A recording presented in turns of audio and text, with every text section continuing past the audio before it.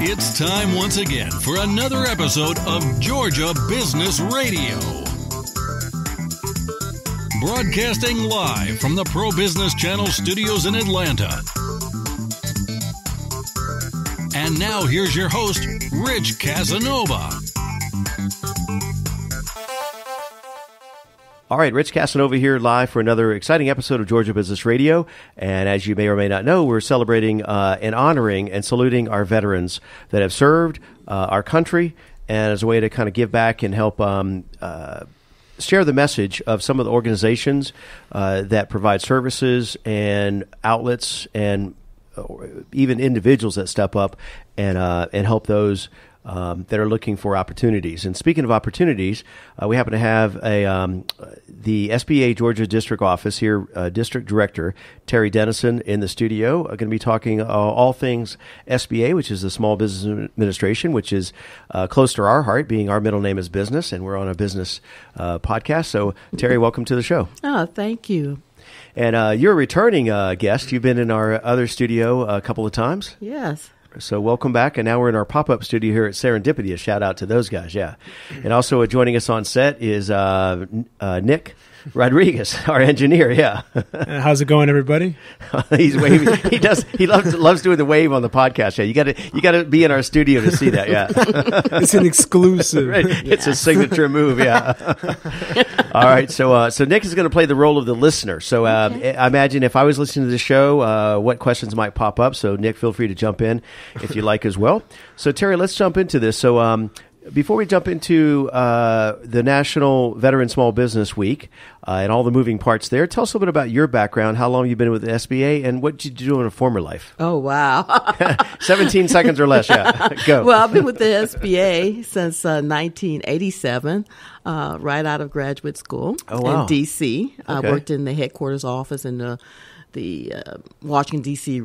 area office Command Center, for about 10 years. Wow. I've been in different roles in Indianapolis as the deputy director there. I've been in Wisconsin as the acting director, and a few other assignments here and there. Yeah.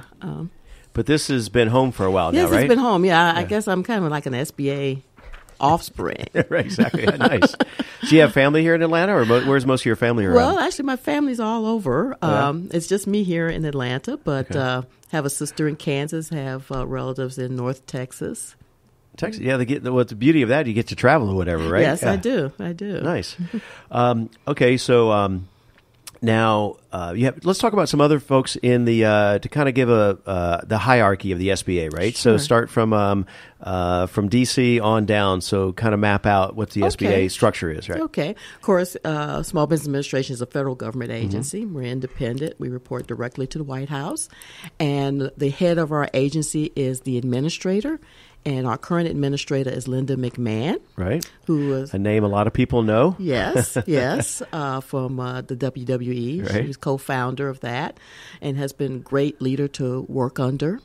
That's an interesting dynamic, because normally you don't mess with the boss, but in her case, you really don't mess with her, maybe, right? We'll edit that part out, yeah. And then we have under... under our administrator, we have 10 regional administrators. Wow. And we have one here for the Southeast region that Georgia is a part of. And how many states? Is that 8 states in this region? Yes, 8 states. Okay. And our current regional administrator is Mr. Ashley Bell. Yeah, and we've had Ashley in the studio last time, I think, talking about National Small Business Week.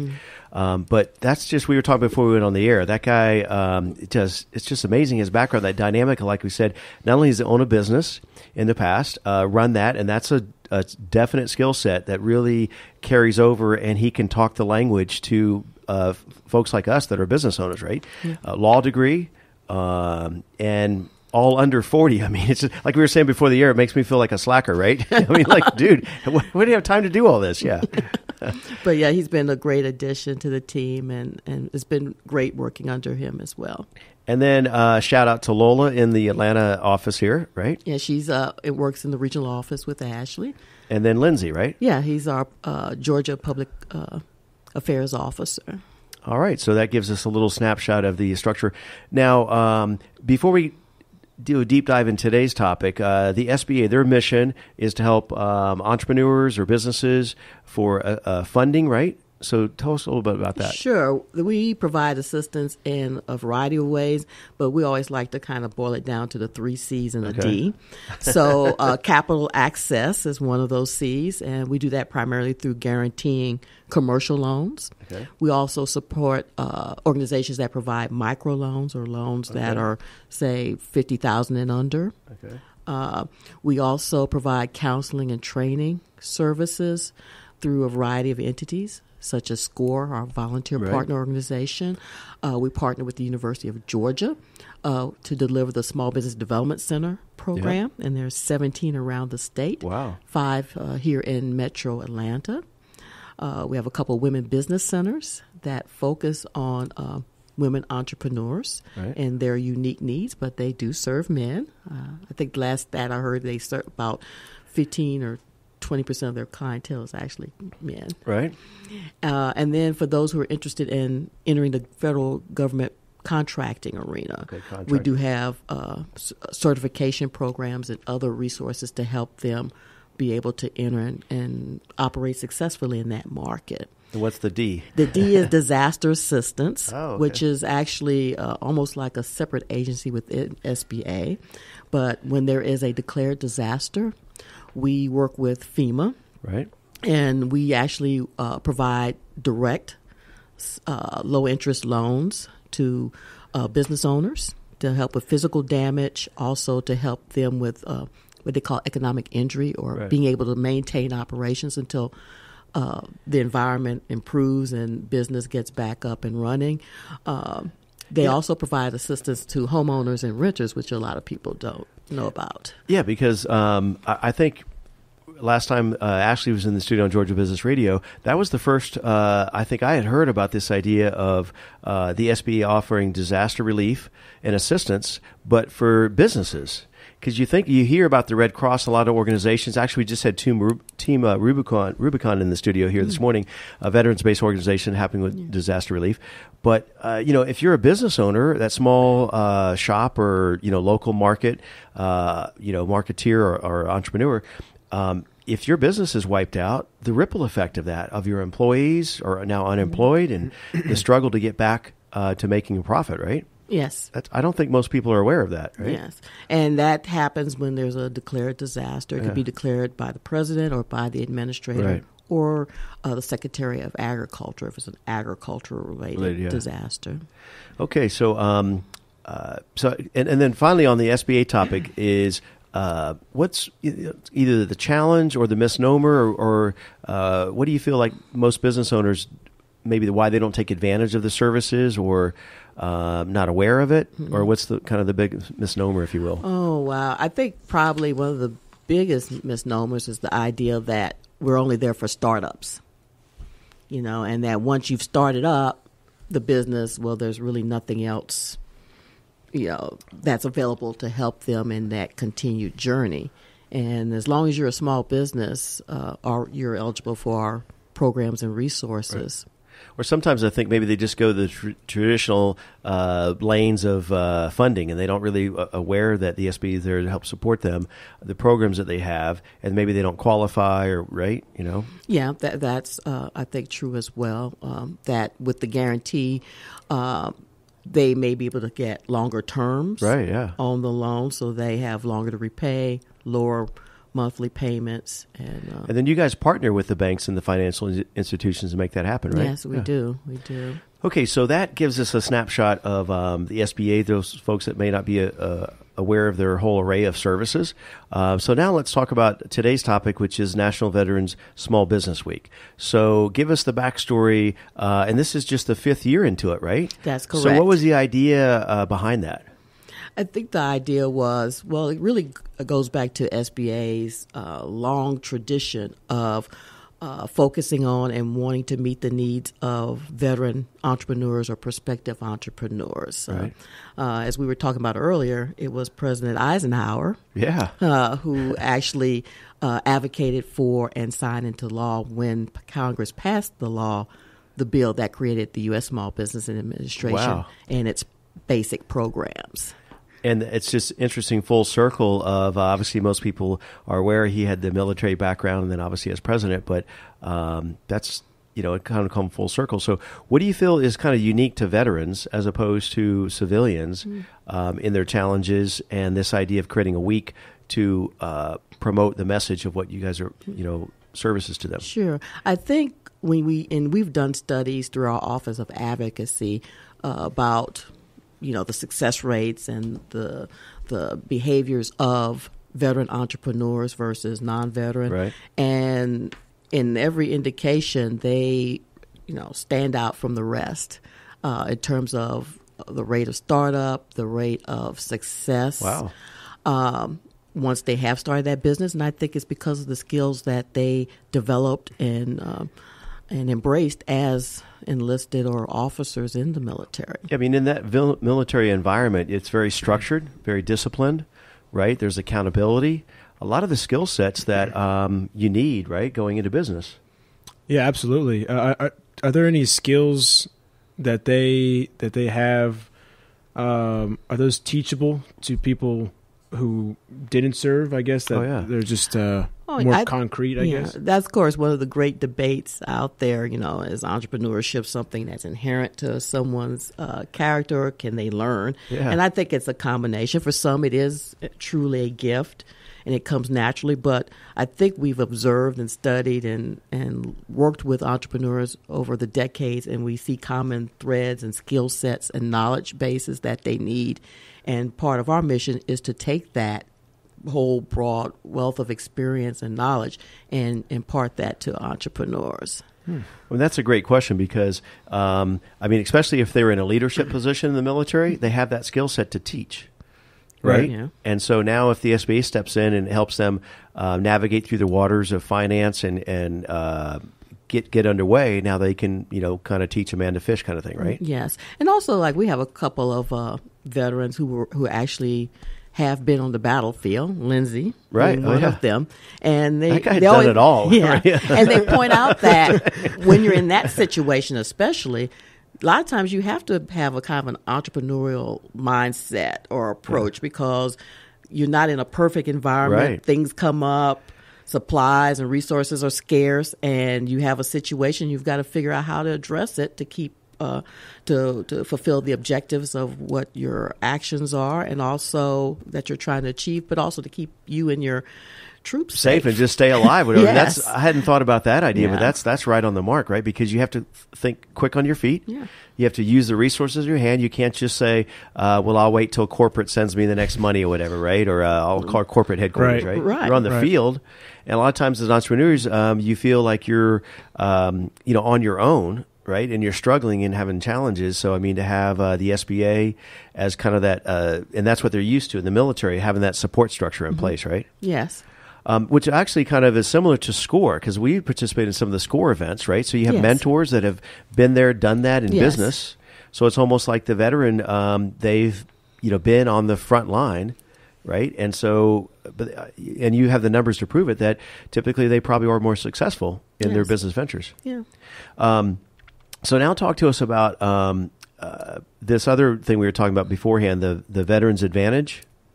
The Vet Advantage program? Yes, that is is a variation of one of our main loan guarantee programs. Okay. Normally, I guess the short explanation is normally when we guarantee a loan, there are some fees that are attached to that to cover the cost of the guarantee so that we don't take that from the public coffers. Right, yeah. With the Veteran Advantage, we waive either all or part of those fees. Wow. For not only veterans, but like military spouses. Oh, okay. People who've been in the reserves, National Guard as well. Yeah. Could you go into a little bit more detail about specific fees, I guess? Like just what kind of fees they would be? Okay. Well, we have what we call the guarantee fee, and it's basically the percentage depends on the amount of the loan that's being guaranteed, the dollar value. Right. So the larger the loan, we'll guarantee anywhere from 50 to some cases 90%, depending on the type of loan guarantee program. Okay. So there's a fee that's attached to there's a formula for figuring that out. Gotcha. Normally, you can fold that into the financing or the amortization of the loan, but we can actually, with veterans under Veterans Advantage, just waive, like I say, most or all of it if it's a smaller loan amount. Yeah. Wow.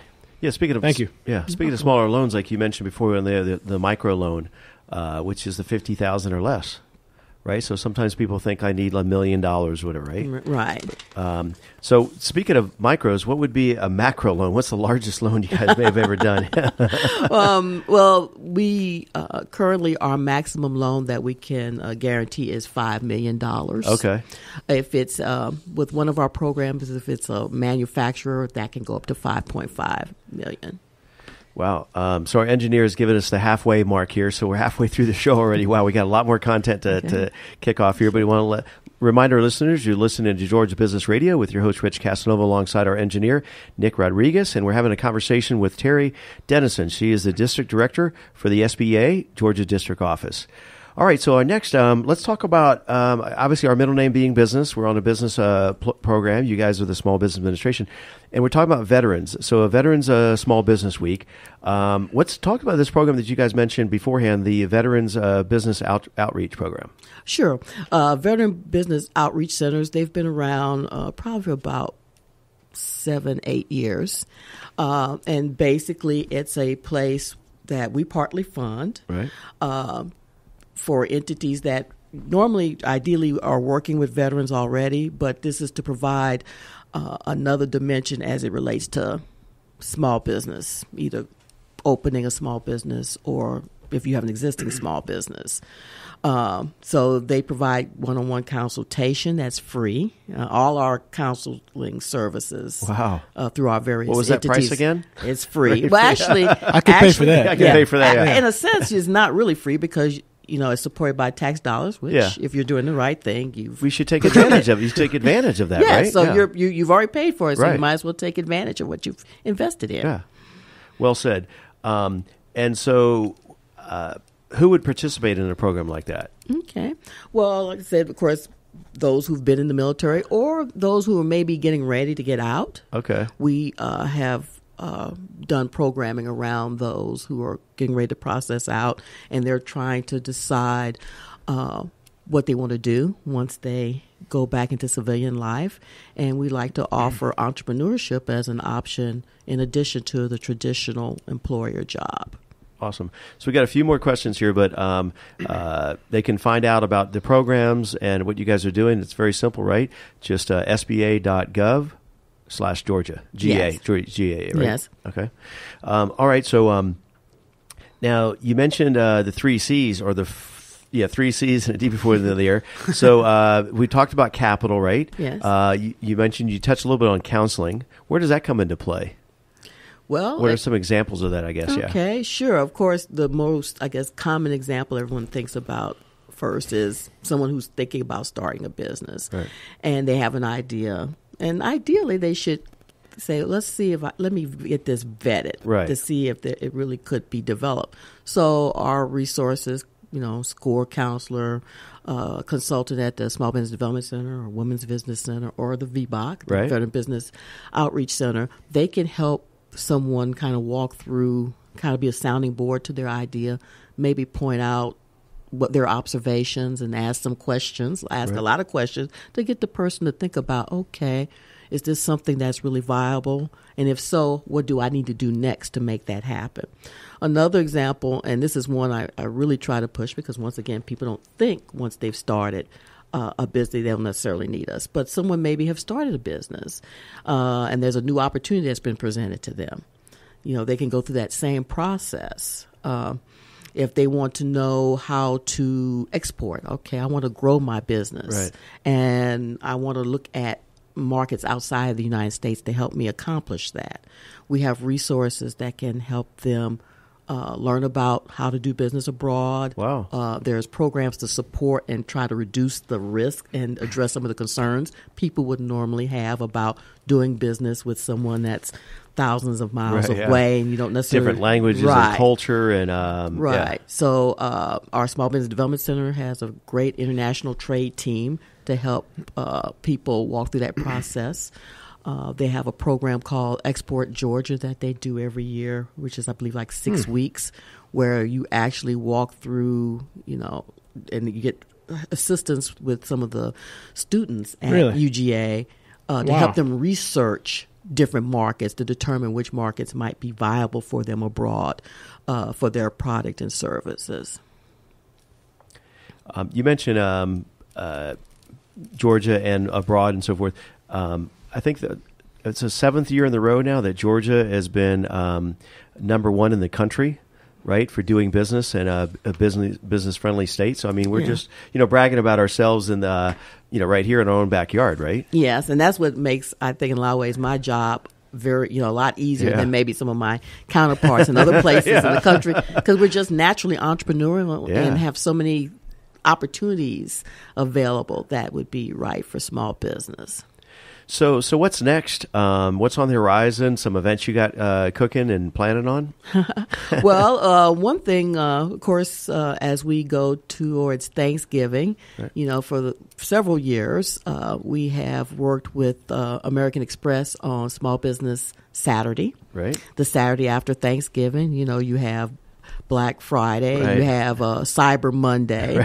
And so it's like, why not have something to focus on the products and services of small businesses. The local merchants, right? Right. Yeah. So that Saturday, immediately after Thanksgiving, we encourage people, when you're out there doing your shopping, and looking for gifts, think about a small business that a lot of times will offer something unique or trendy as opposed to one of the kind of established big box stores that have standardized merchandise.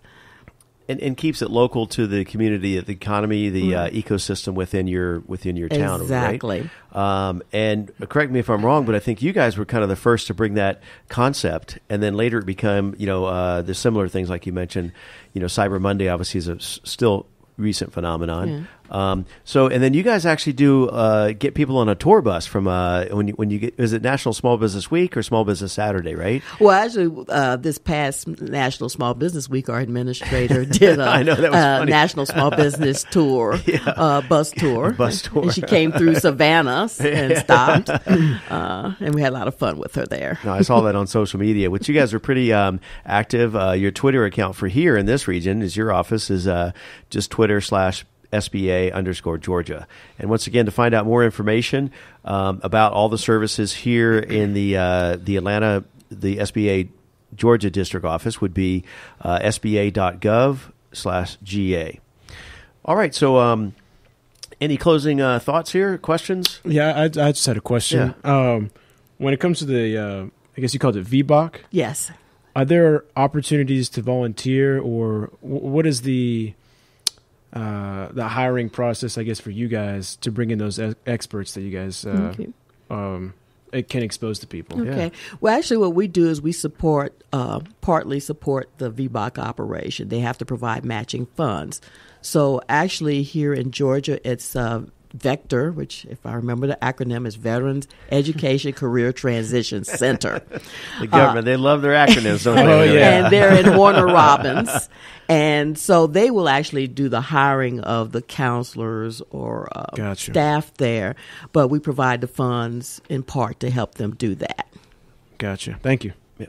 Any other signature events that you guys do throughout the year that kind of stand out, or, call to action or invites, or almost like Nick was saying, how can people get involved, or what are some opportunities for people to, SCORE is kind of an easy one, right? Yes, and they're always looking for people who are either been business owners, or actually you could still be a business owner and volunteer time with SCORE, or if you've had a corporate background, that will suffice, as well as having those skill sets a business owner or prospective business owner would need. And you guys do, I don't know about the other offices, but here I know I get the newsletters. I'm on your newsletter list and so forth. Yeah. And you do a series of workshops that are typically hosted either in-house, or you bring in subject matter experts, right? Yes. Because I've seen like on QuickBooks and some other topics. Yes, we've done a lot of those there at the Georgia District Office, which is at Peachtree Center downtown. I think one of the things we'd like to do, our new year started October 1st, fiscal year. One of the things we'd like to do in fiscal year 19 is to try and get out more into the communities and maybe look at places outside of our offices, not only around the metro area here, but also in other parts of the state, and bring some of that programming to them.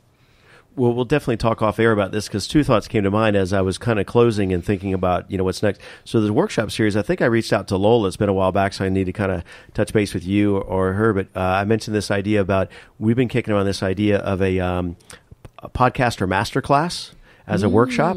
And she said, we had an email exchange. She said, that'd be great. We'd love to host you guys to do a workshop for that, right? For people that in business want to, create or generate a podcast, right? Yeah. So we could kind of teach that as a class, right? That could work. And then the other thing is about getting out in the community. I know Cassius Butts, a shout out to him, right? Formerly in the office for many years, right? And so we had a panel event. So we have a show called the Co-Founders Podcast for startups and co-founders, and we did actually live at an event, and he was on the panel. We invited him on the panel. Wow. So that's what opportunities you're looking for in the community. Yeah. Okay. So we'll definitely have to talk. Yeah. And of course, I think the apex of our year, if you want to look at it that way, is National Small Business Week, which will be the first full week in May. Okay, yeah.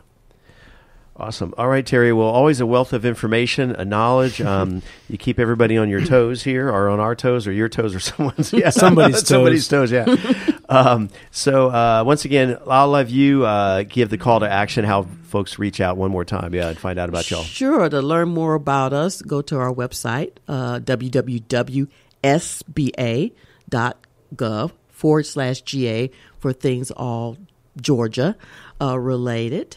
And then if you want to learn more about what's going on National Veteran Small Business Week, you could do sba.gov/vetbiz, VETBIZ. Awesome, yeah.